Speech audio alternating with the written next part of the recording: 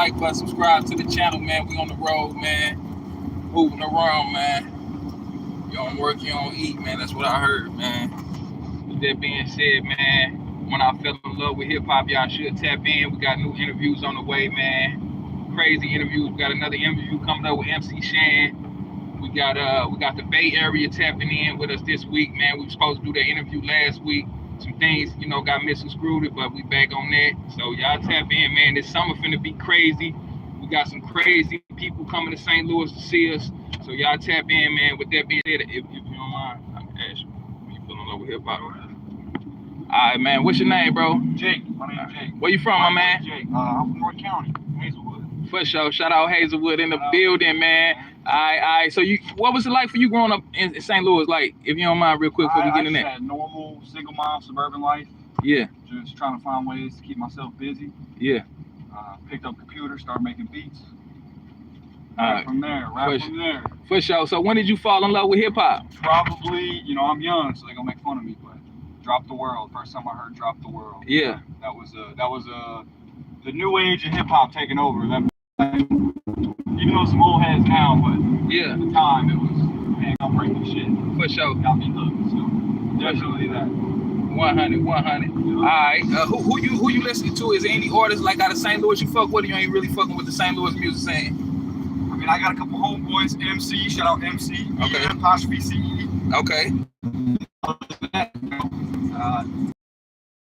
Yeah. Few and far between. So I'm mostly tapped in with Atlanta, man. You know, most of us want to sound like Atlanta anyway. Right. Shout out ATL. So ATL to the STL. Future, my goat. I listen to most of the Future shit where I get a lot of inspiration. Okay. And then, yeah, other than that, I'm at an older stage in my life. I try to learn more about me. I try to dive into other genres. Try to see different inspiration lines. Sample material. I always find sample material from other genres.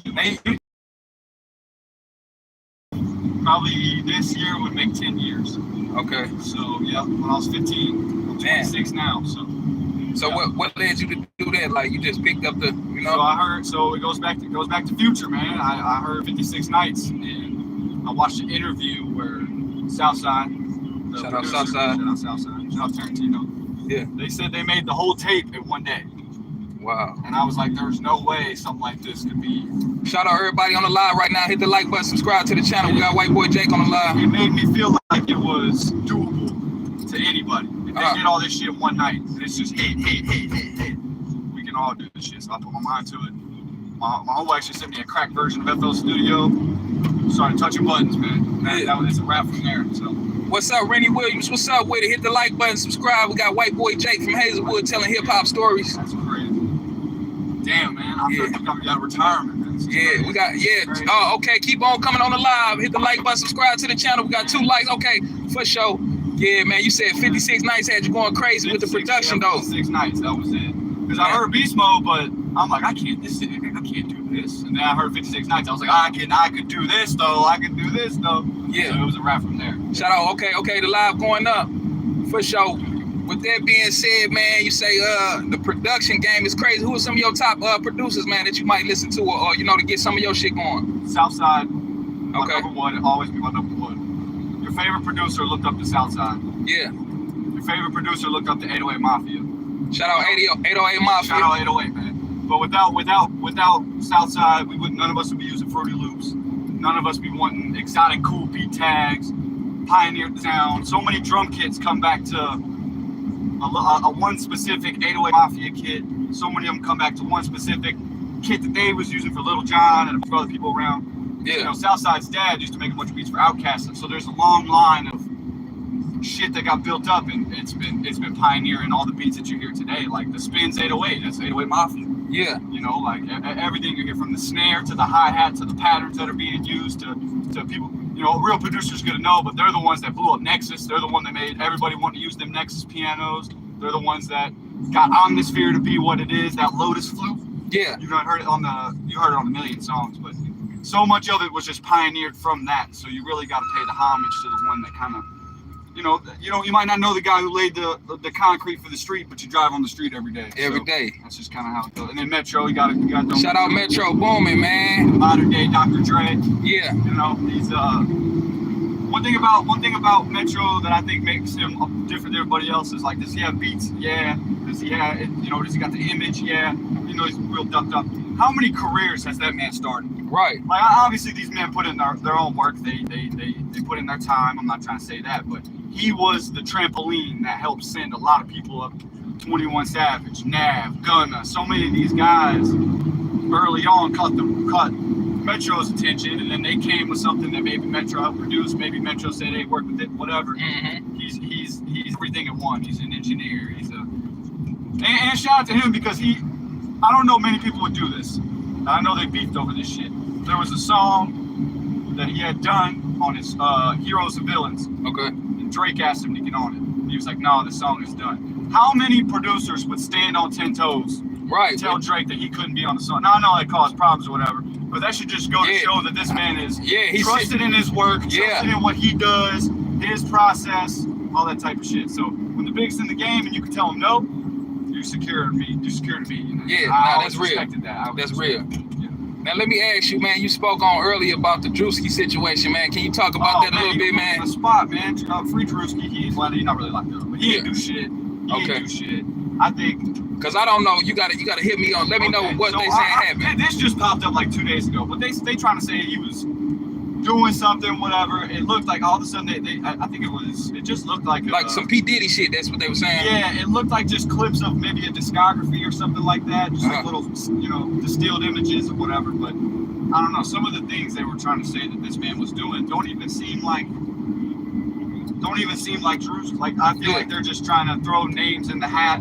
I'm not saying it's these people, but it's the Instagram accounts that are like Say Cheese or that are like something like that, or the smaller versions that are just trying to get some wind of publicity.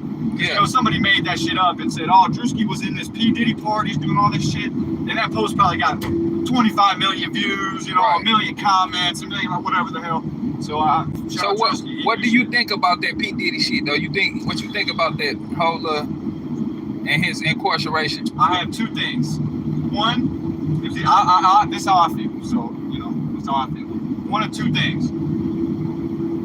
Being famous and rich for that long will corrupt your mind. Okay. That's option number one. Okay. And at some point, you want things that you can't have. You want to do things that you're not allowed to, something like that. I think that there's an argument to be made for that. But then the other argument is, who did Diddy piss off? Right. That's so it's got to be one of the two things. Either the fame and the money just made him crazy, or he pissed somebody off. Yeah. We've seen several situations of people of status maybe trying to break through to an upper echelon that maybe certain people at a table don't want them to be at. Maybe overstepping boundaries. You know how it goes. There's people.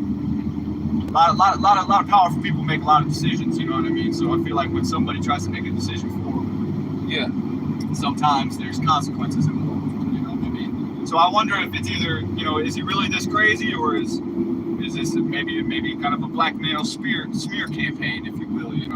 Right. I don't want to keep bringing up like the Deshaun Watson shit. I feel like that was fabricated when you start looking at all of the details by the Texans owner, and he asked for a trade from the Texans. When you start looking, light gets shown, but the problem is you got to read the whole discography, or you got to read the whole list of information, and that's not very clickbaity. Right. It doesn't work out. So I feel for him, but also I don't know if I should feel for him. So that's real. It's a tricky spot. On to the next question, man. What you think about the Lil Durk incarceration, man? What's up with that? What you feel? Free Durk, man. Free Smirk, man. I think Durk is troubled by his upbringing. I think Durk is probably clinging to some principles or some mentalities that were, he was probably raised upon, and was probably people around him probably glorified him for thinking that type of way, and he got to a certain point where I think he had too much money and too much to lose, and he probably should have let certain things go. But I'm not that man. I can't tell you what he feels, but that's I feel like it's a sad case. That's what I think. So more so than anything. What you think about him actually before he got incarcerated, trying to push peace with FYB J-Mane and everything? I think that was a step in the right direction, but it goes back to the whole caught in the waves thing. You know what I mean? Like you could tell even from his last couple albums, like the last two, I would say, he was really trying to change his. This is I don't know nothing, but it's just my theory. I'm a fan first. I'll tell you right now. I'm a fan first. When I fell in love with hip hop, we live. That's what I'm saying. Situation where I think he more so for the early part of his career, he was rapping about what we did and what we do. Right. And I feel like the last 2 albums, he really pivoted and started talking about what we did and how it hurt. Yeah. So I think maybe he caught on too late. Yeah. Maybe there, and you know, it's anger is poisonous. You know what I mean? It's one of the most toxic things that we have, and it's also part of the reason it's so toxic is it's so angry. So hard to control. It's so hard to, especially emotionally charged people. This man lost so many people close to him, man. It's hard to, it's almost impossible to empathize with unless you are. Yeah. You know what I mean? So I think it's a sad case. Hit the like button, subscribe. We live when I fell in love with hip hop. White boy Jake telling hip hop stories. Man, I got another question, man. What you think about the Lil Baby? They say Lil Baby just got hit with the RICO, man, out of nowhere. I think that was cap because It was he cap? came out the next day and was like, I'm not even detained, I'm nowhere. I'm just Right. So I don't know what to believe. But again, it goes back to that. There was probably some Instagram account, hip hop media, Yeah. who probably saw he might have got a speeding ticket or something. They don't know, it's for RICO. 'Cause, you know, the whole Young Thug situation got everybody all of a sudden, you know, they're all Shout out Young Thug, man. Shout out Young Thug, man. The whole He's free now. internet thinks that they're criminal attorneys and they're gonna figure Man, that's shit out. 1090 Jake got them, man. Hey, I'm telling. And then he got his own situation that he had to deal with there for a little bit too. So. Yeah, that's But it. yeah, there's some things that just don't need to be dug up. Stop trying to educate people on how the district works because the only people don't need to. Maybe they need to know for the fear of what can happen. You know, maybe somebody on the fence and jumping off the porch and they knew, hey, this carries 15. Maybe all of a sudden they would, walk back in the house. But you know, when I say that as a person that would walk back in the house myself, I'm not trying to, you know, like I said, student of the game. But I don't know. It's I don't know. It's a tricky situation. Multiple angles, you know what I mean? Yeah. For sure. All right, last question, man. What you think about Donald Trump being back in office, man, 2025? I don't buy any of that shit. I'll get real with you for a second. So Jimmy Carter just died. Okay. I think he was the longest living former president. He was like 90-some years old. There's a clip everybody should go watch of Trump. And if you go based off of what, you know, the left's, I used my right hand for that, was funny. But the left's perception of everything and the right's perception of everything, you would think these people hate each other and all this. But at Jimmy Carter's funeral, who was Trump sitting next to? Obama. Laughing, joking, they both hanging out, having a good time. They're all friends behind closed doors, man. Don't get it twisted. All them people, they sit up in front of them cameras and yell at each other, and you're an idiot, and I would do this, and you're the reason for that, And then the camera shuts off, and they all walk in the other room, and they're like, these people believe this shit. Can you believe it? I don't buy any of that shit. It's a scam, just like the one before him was a scam, just like the one before him was a scam, and keep going and going and going and going and going, bro. That's just how it goes. Man, appreciate your answers, man. Unity, that's what we need. Unity, for sure. All right, before we get out of here, man, what you think about Sexy Red, man? Shout out Sexy Red. I will never hate on somebody from St. Louis. She's paving her way. You know what I mean? Good for her. And my girl love her, so I can't say nothing. For sure. With that being said, we out of here when I fell in love with hip hop. Peace.